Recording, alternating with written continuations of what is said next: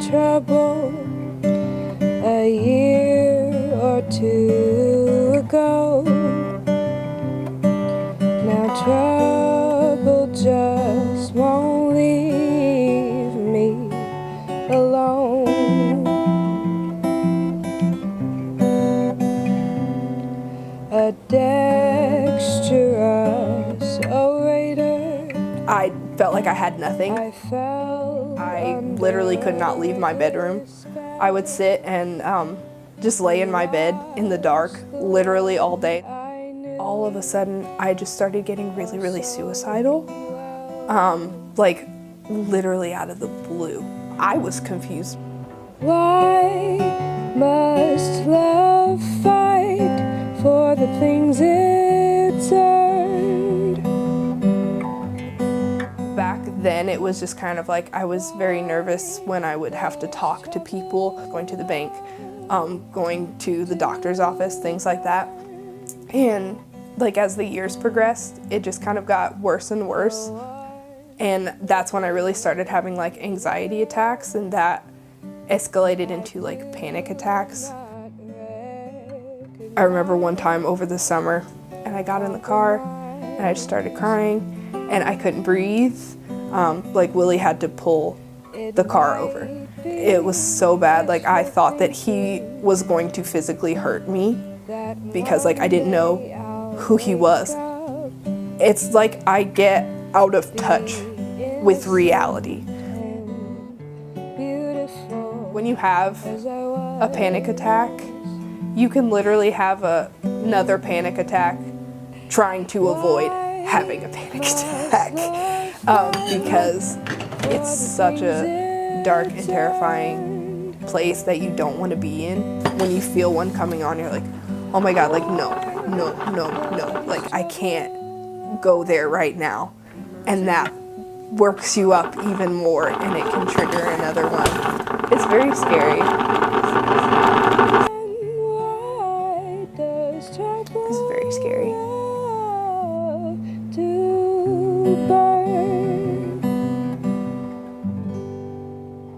Before this summer, I ended up only staying home for a couple of weeks, and then I went to Michigan for the summer to be in a band. Willie was really encouraging me to start going to church with him, and I'd been really scarred by a lot of church experiences, and so I was kind of like, no, like I don't want to go, that's not for me. And one Sunday in particular, I was just really feeling something tug on my heart, like you should go. Like you should really, really go. Harder than a last goodbye.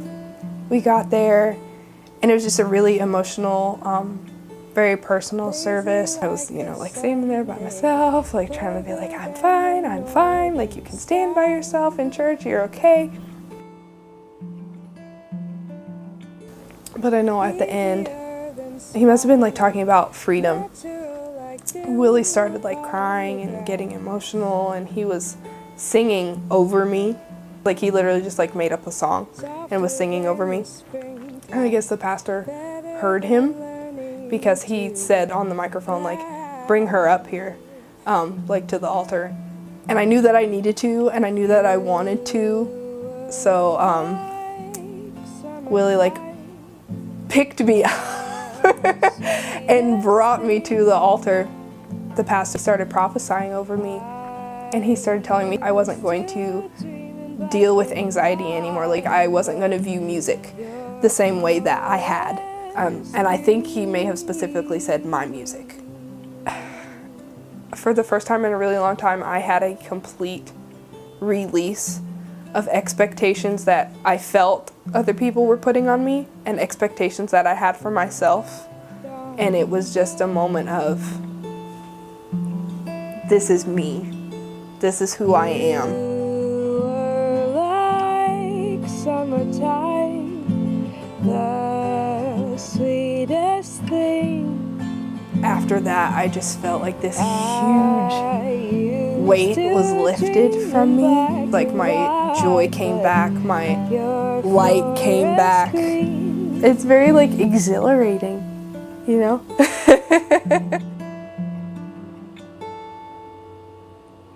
I'm like, how did he do that? You know, like these things that I've been struggling with for like 6-7 years. And I don't know, I think that's kind of the cool thing about God, is that it's like you don't really understand exactly what he did to obliterate the mental hold that anxiety and that depression had on me. I can't remember the next part. Do you remember how it goes?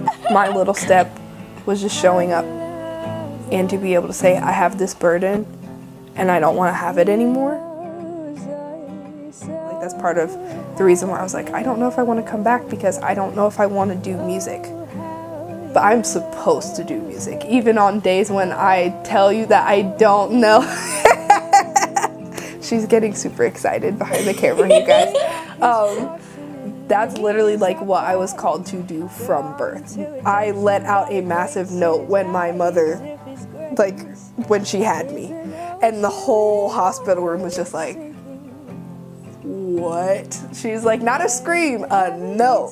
I've literally been singing since the day I was born. Heart beats violently inside of my chest, and I don't have time to maintain these regrets when I think about the way I still have days where I'm like, those things try to creep back in, and I'm like, I'm free. I'm okay. I'm enough. I don't have to run myself ragged just to make it through. Whoever I am in that moment is okay. That at the end of the day, I'm going to be okay. So we know the love that God has for us, and we trust that love. God is love. Whoever lives in love lives in God, and God lives in him. broken down higher of a living life on a merry-go-round. Whatever I was going through, I always had music. But even more than that, like,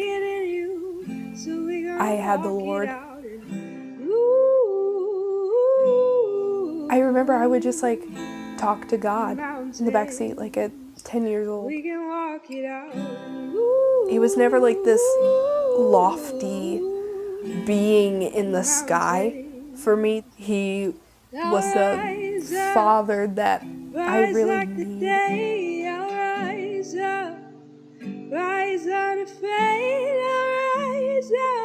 You know, and of course I have times where I'm like, is this real, you know, because there's so many things that I don't understand, you know.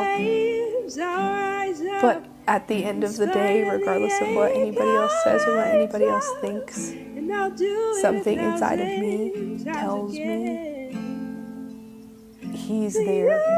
He's always been there. He's always going to be there. And then he's not just watching over me, that he's walking with me and sometimes carrying me, most of the time carrying me.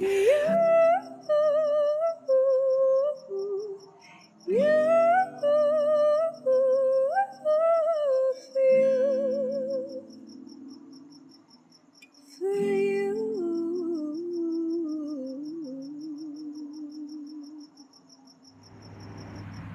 you.